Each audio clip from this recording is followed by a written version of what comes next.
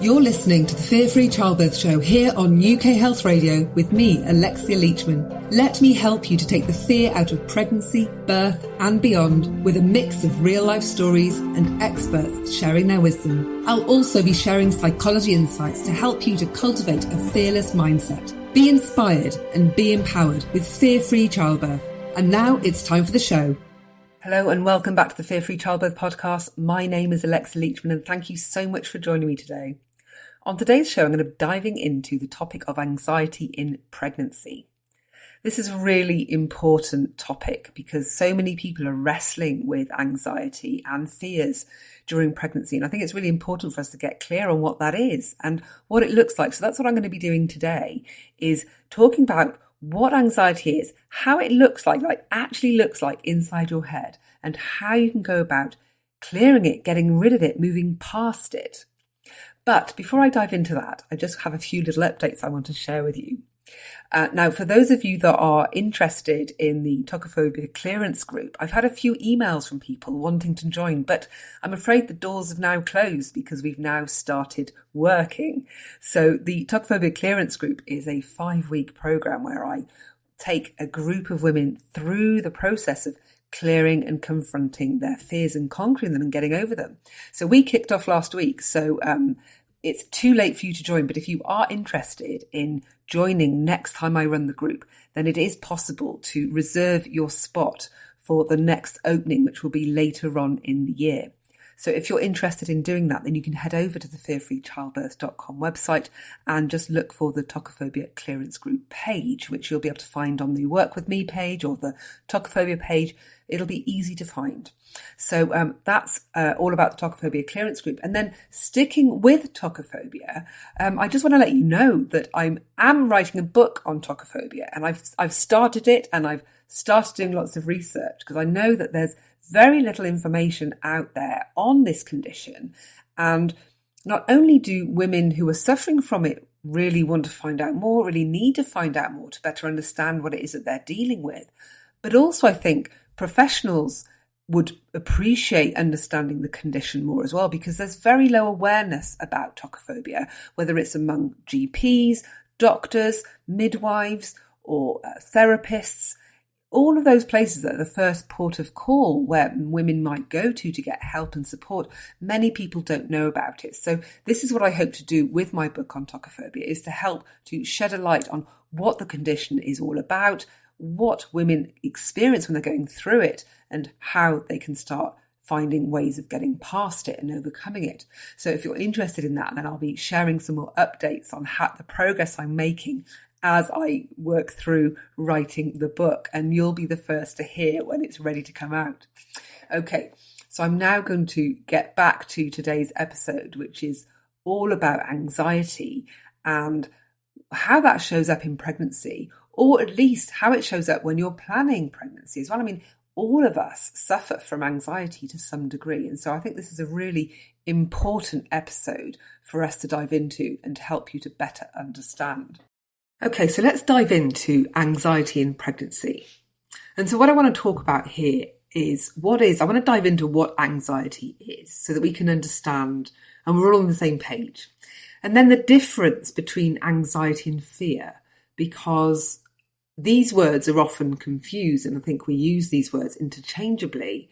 And I think it's useful for when we're trying to wrestle with our anxieties and wrestle with our fears to be super clear on the difference between the two. Because when we are clear about that, it makes it much easier for us to get the help we need. And then once I've done that, I want to talk through what anxiety actually looks like. Like, really, what is the experience of anxiety and how you experience that in your head? I'm not talking about, the panic attacks and the difficulty sleeping and all that stuff, but actually what it looks like inside your head. And then I'm going to really explore how does that look like when we're pregnant and during the pregnancy journey, and how does that impact on pregnancy? And then finally, I want to share with you how you can get rid of your anxiety, like a roadmap out of anxiety. Okay, so that's what I want to talk about. So let's dive in. Now, as I sit here talking about anxiety, I'm sure you are familiar with anxiety because I think it's something that we've all experienced at one time or another. It's estimated that around about 284 million people worldwide experienced an anxiety disorder in 2017. That is a large amount of people, which makes it one of the most prevalent mental health disorders on the planet. And it's one of the most common of mental disorders, and it's going to affect nearly 30% of us at some point in our lives. So I'm sure as you decided to tune into an episode on anxiety, that this is something that you're very, very familiar with.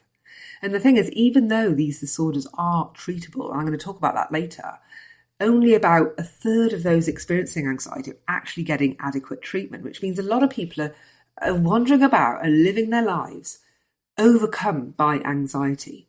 So what is it then? Let's get clear on what it is. Now, I thought I'd dig out some definitions because it's always useful to ask the experts and see what their view is on these things. And so I found a definition by some authors called Kaplan and Sadok. And they define anxiety like this. They say it's a diffuse, unpleasant, vague sense of apprehension. And they also say it's often in response to an imagined, imprecise or unknown threat. So, what does that mean? And I'm sure that does make sense to you, but I love to put things in kind of pedestrian terms. And so while we're making it pedestrian, imagine that you are a pedestrian walking down a dark street at night.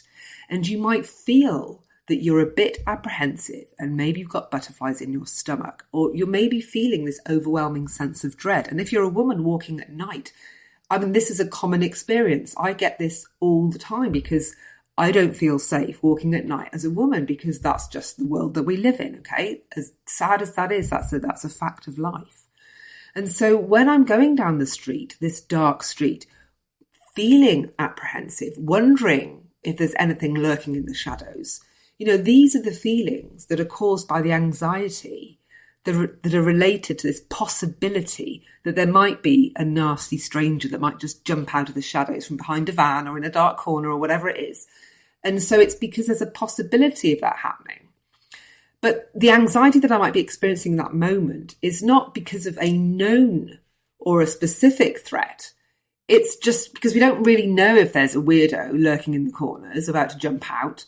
But we imagine that there might be the possibility of a weirdo that might jump out or somebody that's got sinister intentions. And so all of this is really going on in your head because you're imagining that there might be something that might happen. And you might kind of say, well, I am going through a really, dodgy part of town and this stuff happens all the time and it happened to me 2 weeks ago and blah, blah, blah, blah. So it is a known, Well, maybe, but actually until that threat is realised, until it's actually in front of you, it is just imagined. And then the minute there is a scary figure that turns up and starts, threatening you or whatever it is, then fear kicks in because fear is the emotional response to a known or a definite threat, like a specific thing that's happening to you. And so if you are, walking down your dark street and then suddenly somebody does appear from behind that rusty old van and then they start holding, like coming up to you and then looking threatening, then that in that situation, you will then be experiencing fear. And so I think that's a really good place to start because actually when there are women that are experiencing, they say they've got fears around birth, a lot of the time, these are anxieties because until there's an actual threat that's facing you around birth or pregnancy, and when I say threatening your sense of safety, then it's going to be an anxiety because you're just imagining that this might happen, that something might happen, where there is an imagined outcome for the future. Whereas fear is something that's triggered in the moment when we are actually faced with a threatening situation. So, if you're in labour and suddenly things look like they're unravelling and not going great, then suddenly fear will kick in because then you're actually in a situation there that might not go brilliantly. Whereas up until that point, it's really going to be about anxiety. And the thing is, this can get a little bit fuzzy or a little bit of a grey area because often our fear radar is a little bit out of whack because we live in a society where there is fear, messaging around fear that is constantly like hitting us from all sides. And we're constantly hearing about these situations that make us feel fearful for our life. And, you know, we've been living through a period for the last 3 years where there's been a lot of that going on. And so but they still, in many cases, some of that hasn't actually been real. It has been like we've made to feel fearful and be told about an imagined outcome of an imagined possibility. And so actually what we've been experiencing in those times has been anxiety. But because fear and anxiety produce very similar physiological reactions, that's to say that your body feels the same, whether you're experiencing fear or anxiety, then this is where this confusion comes. We're not really sure what is it that we're experiencing because they kind of feel the same. And so this is where a lot of that blurring can come in, where we're not really sure. And so this is where this interchangeability of the language comes in. You know, am I fearful or am I anxious? Am I experiencing anxiety? You know, what is it that I'm experiencing? And thankfully, it doesn't really matter, you know, when it comes to getting rid of our fears or anxiety, especially using the approach that I use, it doesn't matter whether it's a fear and anxiety because the process, the approach of healing that is the same. And I'm going to dive into more of that later. But I think it's important for us to be clear about the difference between anxiety and fear. So let's dive in then to what anxiety looks like. And what I mean here is like, what does it actually look like inside your head? I know that, you know, when we talk about some of the symptoms of anxiety, we talk about things like, you know, maybe panic attacks coming up, or you have difficulty sleeping, or you have IBS and digestive issues. And, you know, so these are kind of like telltale signs, right? But it's not really what anxiety looks like, because I'm interested in what's going on the inside of your head. You know, if I'm trying to help you to let go of your fear and let go of your anxiety, I'm not interested in the fact that you're not sleeping well, because that doesn't help me heal you. What's going to help me heal you is to take a look inside your head and have a little rummage around and see what's going on. And that's what I mean by what does anxiety look like. So I'm just going to sort of give you some examples now of what anxiety could look like for somebody and how it, and when I go through this, I think you'll appreciate how overwhelming anxiety can feel. I mean, if you've got it, you're going to know this already, right? But, you know, when I kind of lay it down for you, you'll be like, oh my God, no wonder this feels so exhausting. No wonder I can't sleep at night. No wonder I can't find a way out of this. And so, but don't worry, because by stripping it back in this way, hopefully I'll help you to just get a bit of clarity on what the hell is going on with your anxiety so that you can strip it back and start to heal it. Okay, so let me sort of, let's this is an example of how this might be showing up for you. So let's say that you hate losing control. You don't like being out of control of stuff. You don't like losing control of situations because on some level you can't stand chaos. Chaos makes you feel unsettled. You need things to be totally organised. You need to know what's going on. You need to plan things to the nth degree. And so this need for planning, this need for like organisation, this need for things to be in order is because you hate chaos. And the reason that you hate chaos is because you hate not being in control and because you hate losing control, because this sense of being in control is what makes you feel safe. So therefore, these things need to be ordered. They need to be well planned. You know, you prepare to the nth degree, and all of those things that you're doing are all there because they help you to feel in control. But that need for control also means that you're probably holding on to stuff because you don't want to let go of things, because by letting go, you might accidentally let go of control at the same time. So you hold stuff in. It might mean that you hold on to emotions. You might hold on to dramas and try and keep a grip on them to try and control them before they unravel. You might hold on to things like actual possessions. You might have lots of clutter about because this letting go, because you need to hold on to things because you're holding on to control. That pattern for holding on is present in other ways. And therefore you can't let go, because letting go also means letting go of control. So you're holding on to these emotions that you can't express. So they stay inside of you. You're not processing them. You're holding on to things. You don't let go of stuff. You've got a lot of clutter. You've got emotional attachments to possessions that are now overwhelming you and taking up loads of space in your house. So this control is already starting to sort of show itself quite significantly in your life. And so because you can't fully let go and let yourself go, because on some level also you might also be worried about looking silly. Because if I do let myself go and dance like nobody's watching, well, I might look silly. And then if I look silly, then people won't take me seriously. And if people don't take me seriously, then they might not like me. And if people don't like me, then I might feel like I don't belong, or I might be rejected or abandoned. And if I'm rejected or abandoned, then I'm not good enough. And if I'm not good enough, then I'm probably going to mess stuff up because I'm just not good enough. I can't get stuff done. I'm going to be a total failure. No one's going to want anything to do with me, and I'm going to be all alone. And if there's one thing you fear more than anything, it's being, feeling, living and dying alone. Now that's one way that all your head trash, all your anxieties are all wrapped up into a big tangled mess, and they're all connected. And all of these thoughts that are jumping around in your head all the time, that is what's exhausting you. You don't want to lose control, so you can't stand chaos. You've got to be organised. You can't let go. You've got to hold on to stuff. You don't want to look silly because they don't like you, because you really want to be liked and you want approval and So all these things you're trying to do, you're trying to balance them emotionally. You're trying to hold on to that stuff in your head, and it's heavy. It's heavy. It takes a lot of emotional energy. It takes a lot of mental energy. So this is why you need lots of sleep. This is why you feel exhausted, that you need coffee to power your day. And without the coffee, then your day doesn't really get going properly. It also might mean that as a result of having to hold all these thoughts and conflicts in your head, that you can't think straight. You can't hear your intuition when it speaks to you.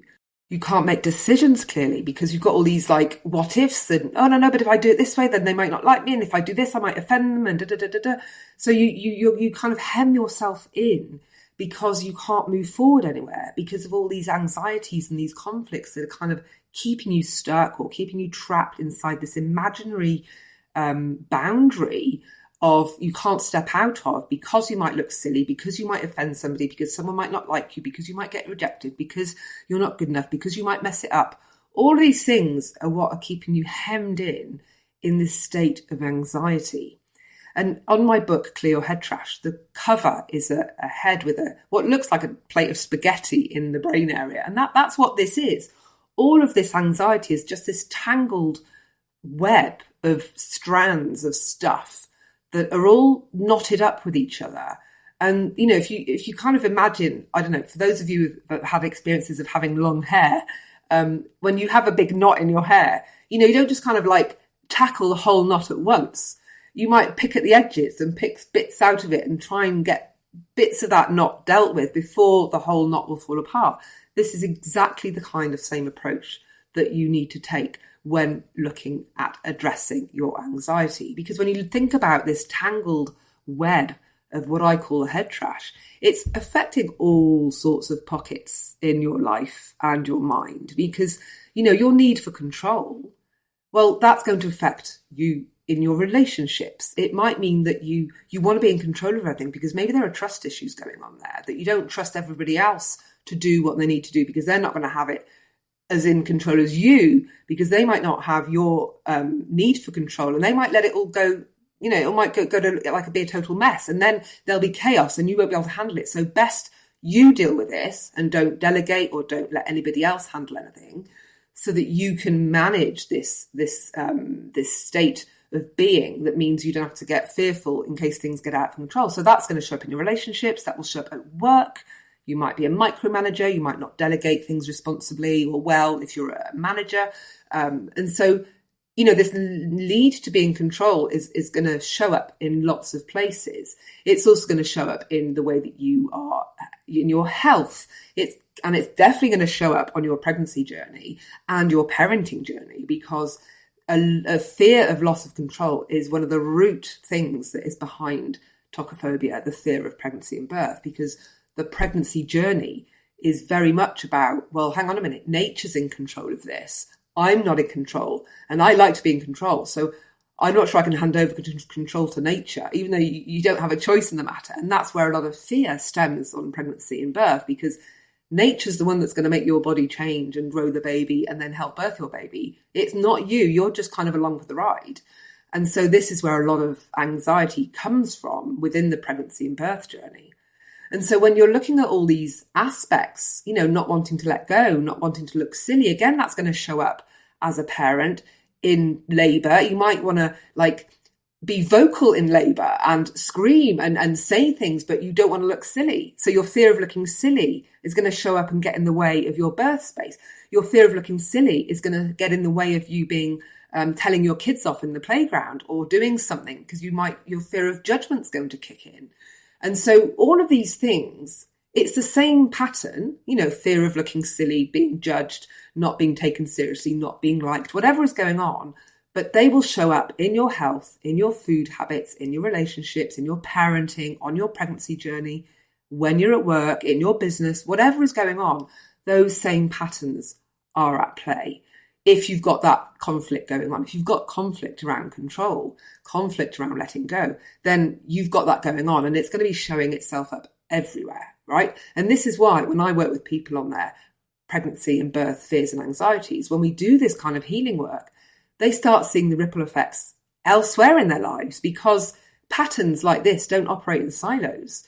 They show up everywhere in your life. So the minute we heal your conflict around change or your conflict around control, then suddenly you delegate better at work. Work is work's going better. Your kids are now responding to you in a way they weren't before, because you're not being so controlling with them. You're also finding your pregnancy journey a lot more peaceful and less anxiety inducing, because you've now addressed that need for you inside to be in control. UK Health Radio, the station that makes you feel good.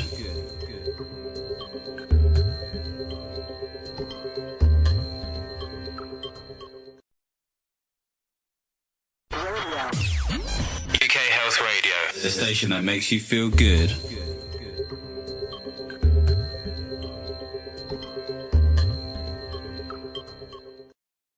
This tangled web of conflicts, of head trash, creates lots of really horrid side effects, So anxiety is the obvious symptom here, and how that shows up. But actually, all of those conflicts that I've talked about are going to create lots of self-sabotaging patterns, and they're going to keep you stuck in these unhelpful patterns of behaviour. If you think back to your inability to maybe let things go and to let other people take control of something, then, maybe you're surrounded by people that are really good at what they do, whether it's your partner who's brilliant at building sheds or whatever they do, or cooking dinner or whatever's going on. They're really good at that, but you want to be in control of it, so you insist that you do it. Or even if it's with your friends and you're deciding to go out to the cinema and you want to be the one that decides what film you're going to go and see because you need to be in control. And so you don't let them decide. And so you just come across with it very controllingly. And so these patterns that create conflict, that create friction, and that generally create these unhelpful ways of being that keep you from living in peace. And when I say in peace, I mean without all this stuff running around your head, like debating yourself constantly, right? It might also mean that you'll procrastinate on the things you actually want to do. So classic here, because we're on a fear-free childbirth podcast, is, maybe you really want to be a mum, you really want to get pregnant, you really want that. But because of all these conflicts, because, well, I don't know if I'm going to be able to, I don't want to lose control. I don't want to be able, that's too much for me. So I can't get pregnant. I can't do that because I have this huge fear actually of losing control.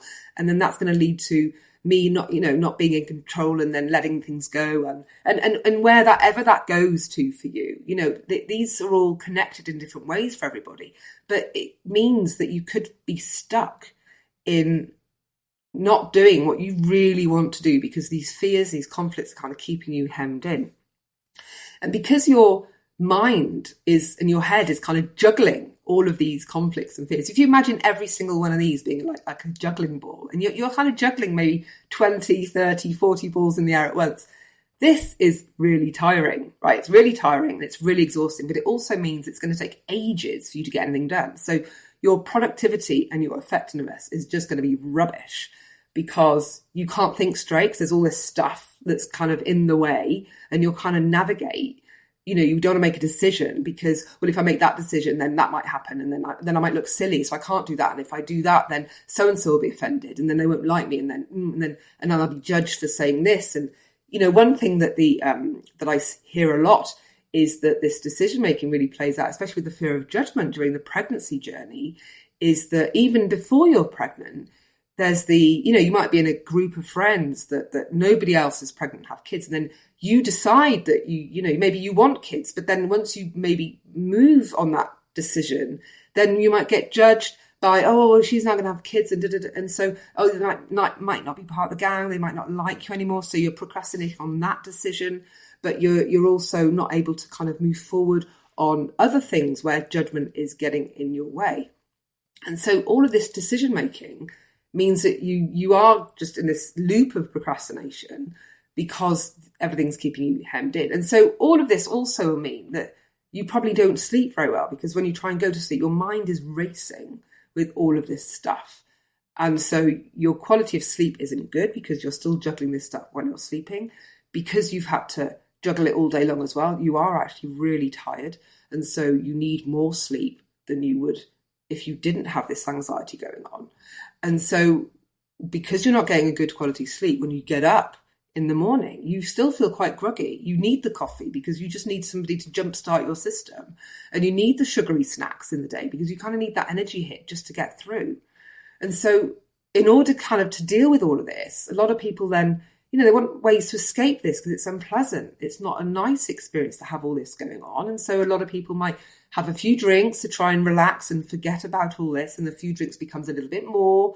And maybe they turn to recreational drugs or sleeping tablets or any other kind of maybe assistance to help them to kind of escape some of these thoughts.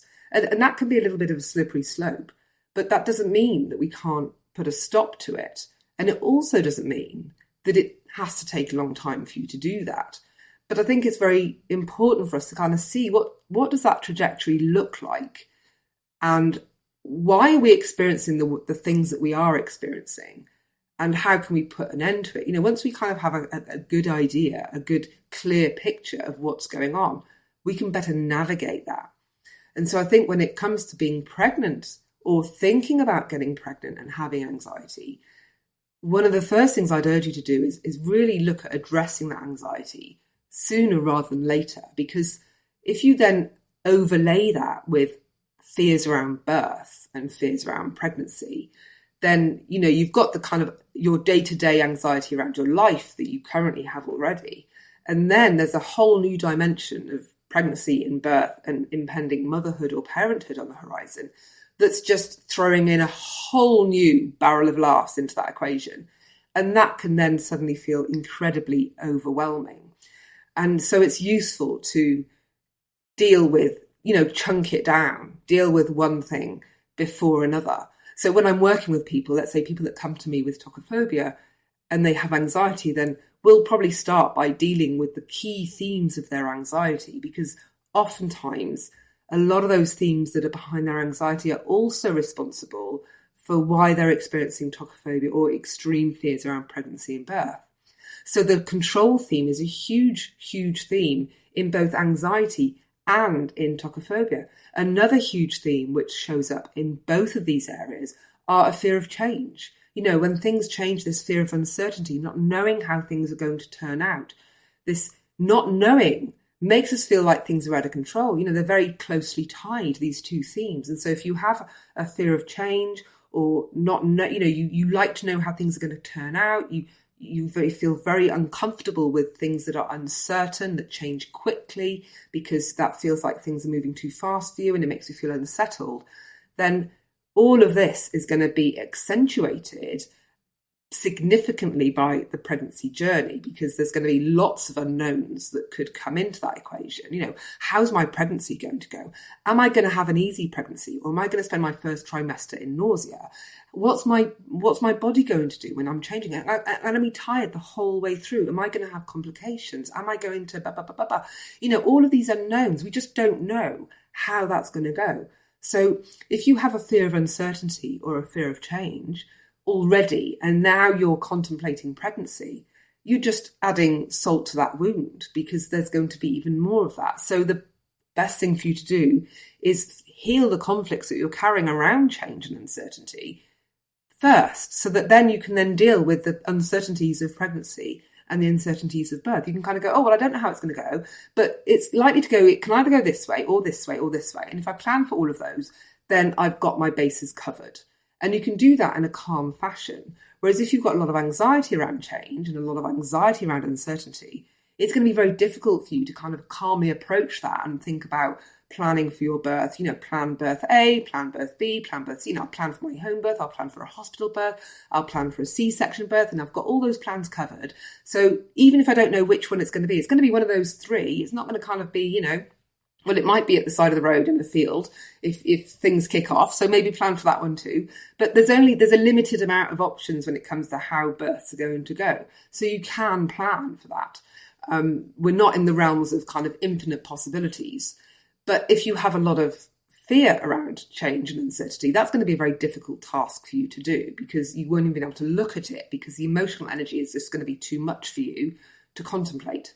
So, dealing with some of these themes that show up in anxiety, they're often going to be many of the same themes that show up around your birth anxieties as well, your pregnancy anxieties. And so another key theme that is really that shows up a lot. You've got the control theme that I've mentioned already. You've got the change theme or the uncertainty theme. And then the other one is that feeling around being trapped and not having choices or freedom. And, we grow up in a culture that, if you're a Western culture, then a key value of our culture is freedom of speech, being free. American dream is all about being free. Being free is kind of something that we have grown up. And even though it's been compromised significantly over the last few years, that is still a collective value that we all have. So when there's something going on that contradicts that is in conflict with that is trapping you, that is taking away your freedom. So then let's just dive into this one quickly. When you think about COVID and lockdowns, how much that took away our freedom and how much that triggered a lot of people and created lots of mental health conditions. Lots of people got a lot of anxiety because their main desire, their main value of freedom, they suddenly couldn't do that. They weren't allowed. That was taken away from them. And it's that created a lot of anxiety. That was one of the key themes that's being triggered by that situation. And so having when you think about trapped, the pregnancy journey, once you start that journey, you're trapped. You are on that train. The only time you get off that train is either if you decide to terminate the pregnancy, or if you have a miscarriage, or you wait until the end of the babies come out. So, the first two there are not situations that many people would really wish. So you're kind of stuck till the end, until baby comes out. And then then labour kicks in, and then you're trapped in that process. You can't just, once it's started, you've kind of got to let that unfold at its pace. And yes, you can intervene. Yes, you can take the shortcut and go for C-section. But there's still a portal that you need to get through. And there's no escaping it. So you can't shortcut the pregnancy journey, and you can't shortcut that birth journey. And that can feel very trapping. It's that sense of I have no choice but to go through this experience. And if you have conflict around freedom and feeling trapped, then that's going to be a really big deal for you.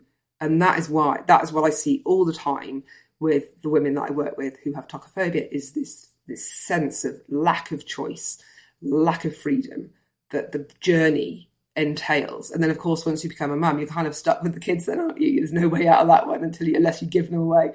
And so again, that's not really... So these are all big things that need a lot of consideration. But when you've got a lot of conflict and fear and anxiety around some of those aspects, that can make it really difficult to handle.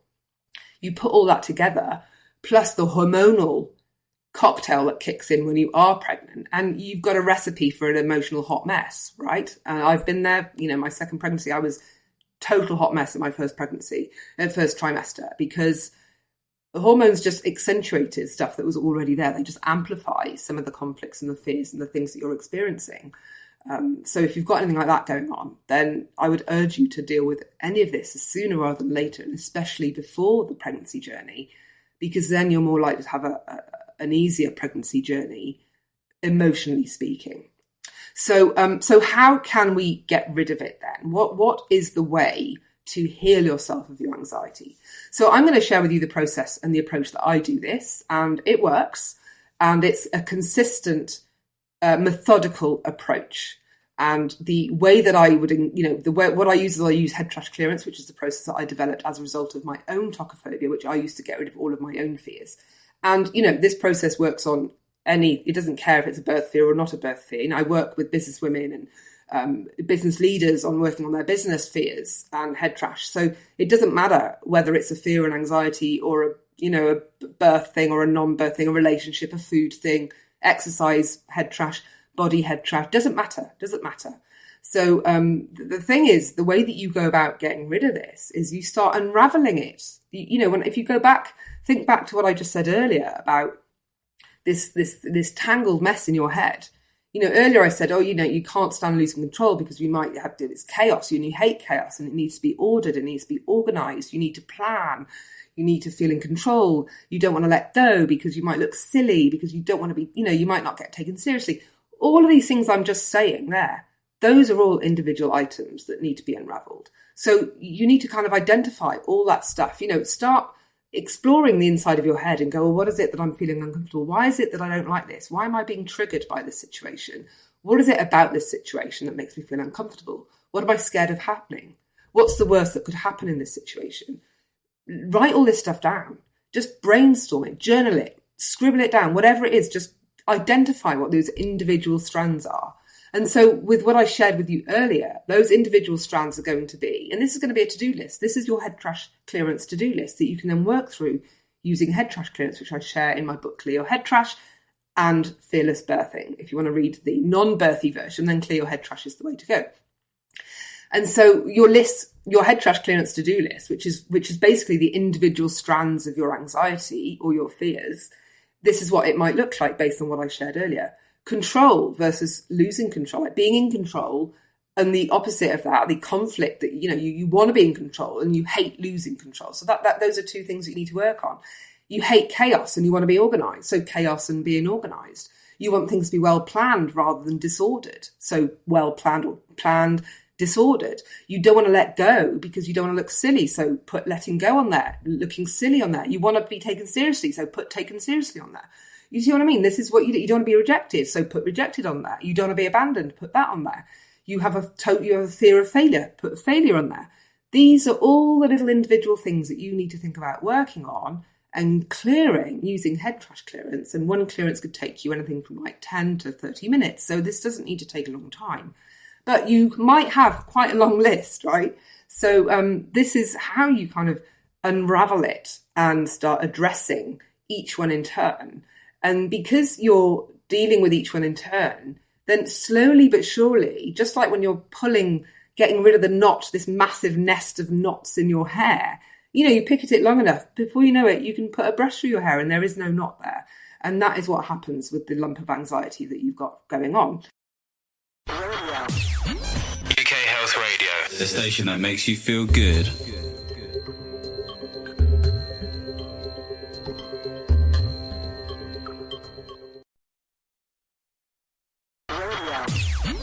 UK Health Radio, the station that makes you feel good.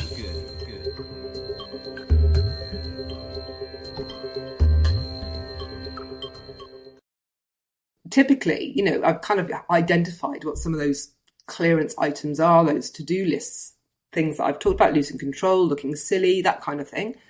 And typically, for somebody that's wrestling with anxiety or severe anxiety, you could be looking at 30 to 50, maybe even 70 items on that list. And you're thinking, whoa, Lex, that's ridiculous. I haven't got time for this. Well, make time, right? Okay, if you've got anxiety and it's sapping your life force and making you miserable and stressful and you're not living the life of your dreams, then surely you've got nothing else in your life that you should be doing other than this work.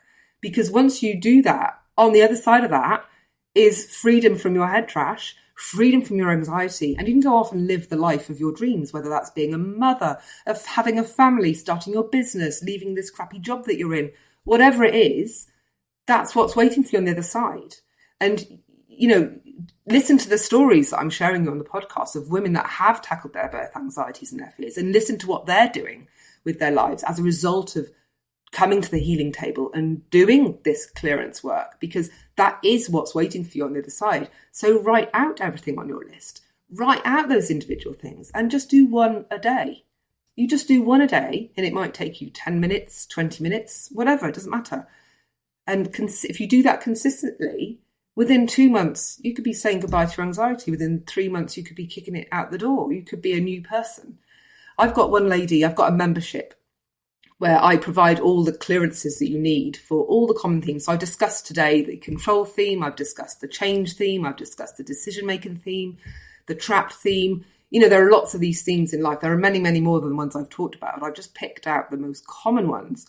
Well, I've prepared all the clearances that you need by theme, and they're in my membership, which is called the Clearance Club. And you can join that. It's $29 a month, and you've got all of those clearances available to you for you to just tick off one by one and start working on it. And I had one lady who couldn't afford to work with me, and she said, I really need help. I've got depression, I've got tocophobia, I can't get out of my bed, I'm crying every day, it's a nightmare, what can I do? And I was like, well, okay, you need the Clearance Club. And so she that's it, she joined and she just cracked on.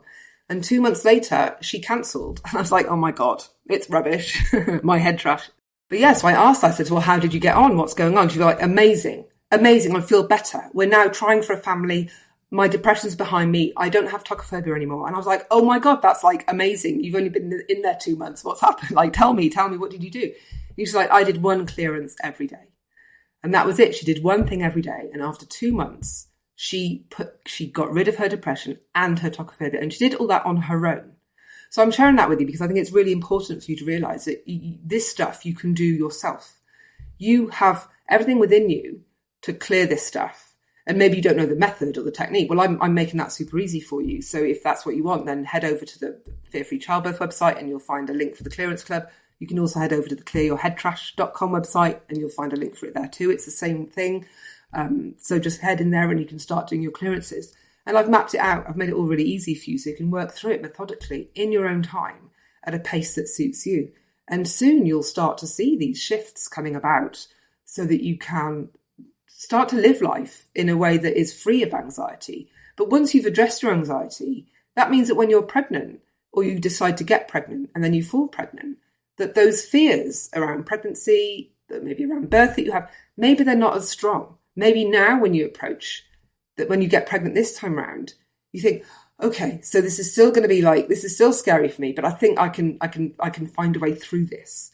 I mean, that was my experience. The first time I found out I was pregnant, I didn't realise I had tocophobia until that pregnancy test was positive, and then all of my fears came in. They all just piled in, and I fell into a pit of despair, and it felt incredibly dark for me.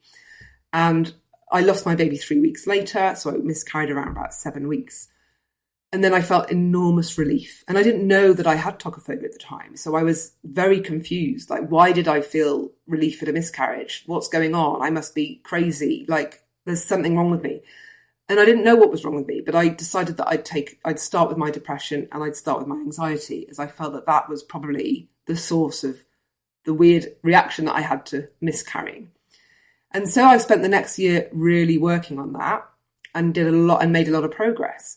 So when I fell pregnant the next time, the same thing happened to me. I saw a positive test, but this time, instead of falling into a pit of despair, I was like, deep breath. Okay, this is still terrifying, but I'm going to figure out how I can get through this. In fact, I was at that stage. I was like, maybe I can do this myself. Maybe I can deal with these fears myself. Maybe I can, I was in a much different place. That was the impact of me addressing my anxiety. So I was no longer this anxious person that had a lot of anxiety going on. Now I just had tocophobia going on. I dealt with my anxiety, and now my head was clear of the anxiety, but a lot of it, not all of it, but a lot of it, so that I was then free to just focus my mind on clearing the tocophobia and the birth fears. To have to do all of that in one go while you're pregnant, with the pressure of time progressing on, that was too much for me to handle. I couldn't have done that. I needed to exit that situation, and I was relieved at the miscarriage. So this is why I'm urging you that if you have any anxieties, if you have any fears, You need to be getting on that. Get on with that as soon as possible. Like, there's no time to lose. And anyway, why would you wait? Why would you sit around and go, no, actually, I'm going to stay anxious. Yeah, no, that whole like being happy and free of anxiety and fear. No, that's not for me. I'm going to sit here in my anxiety and with my sleepless nights. Thank you very much. I really like it over here. This is where I'm going to stay. Like, why would you decide that? Why would you decide that? The reason you decide that is because you identify being anxious. The idea of changing so much is terrifying, and because you fear change, that's one of your themes to work on then. Work on change so that you don't fear changing so much that you can actually free yourself of this. If you are struggling with fear and anxiety, my advice is just to do it, sort it out, clear it, get rid of it, so that you can start living a life that makes you happy, that you have contentment. You know, you only have one life here. Enjoy it the sooner rather than later. You don't why delay doing that for yourself? Why stay in fear? There are some women that come to me and go, well, I don't want to get rid of my tocophobia. I don't want to get rid of my fear. I just want to know how I can get through the pregnancy. And I don't know how to deal with those questions, because for me, it blows my mind that somebody might not want to get rid of their fear and anxiety. Like, why would you not want to do that? Why do you want to stay in that state? Because it's not healthy. It's not healthy for you. It definitely isn't going to be healthy for your baby. And you're denying yourself an incredible life. So on that note, I'm going to sort of wrap up talking about anxiety. And if you do want to find out more about the Clearance Club, then it's at clearyourheadtrash.com/club. You can also find out where all that is at the Fear Free Childbirth website. So I hope that this has been a useful episode for you. And if you want to tackle individual items on your list, and I have got fear clearance tracks that you can just buy one-off things to help address maybe your fear of losing control or fear of change, any of those things, you can just do those individually. Try out the clearance process if that's something that you want to give a go. Because sometimes you're like, well, or just buy the book and try it out for yourself. Then you can try it out, see how you're getting on with it. And then if you want to dive in deeper, you absolutely can. But I just want you to know that there is a way out of this, that you don't have to stay fearful and anxious forever. And more importantly, you can take charge of this process. You can do it yourself. You don't have to rack up huge therapy bills. You don't have to pay lots of money to other people to walk you through this. You can walk yourself through it. And it might not be easy. Maybe you do need to have somebody there to hold your hand, to kick butt your way through it, to give you support, to give you accountability. But at the end of the day, this is absolutely something that you can do on your own, that you can do under your own steam. And all it takes is for you to make the decision to do that. And once you do that, then all the wonderful things are waiting for you on the other side. Living your dream life, having the things that you want in life, a family, relationships, abundance, whatever it is that you are looking for, then that is available to you. But when you're in fear and anxiety, those things magically keep themselves away from you. And so this is really the way out of that. And so I hope that you, if this feels like it resonates with you, then go ahead and give it a go. And I'd love to hear your stories of you giving that a go. And if you've got any problems, struggles trying to do that process, I've got 2 Facebook groups where you can come and join and ask questions. So there's a Fearless Birthing group if you've bought the Fearless Birthing group and you have questions. And there's a Clear Your Head Trash group if you don't want to be in a birthing environment, you just want to kind of tackle it for life stuff. If you're dealing with relationship things or work things or anything that's just not pregnancy related, then head over to the Clear Your Head Trash Facebook group.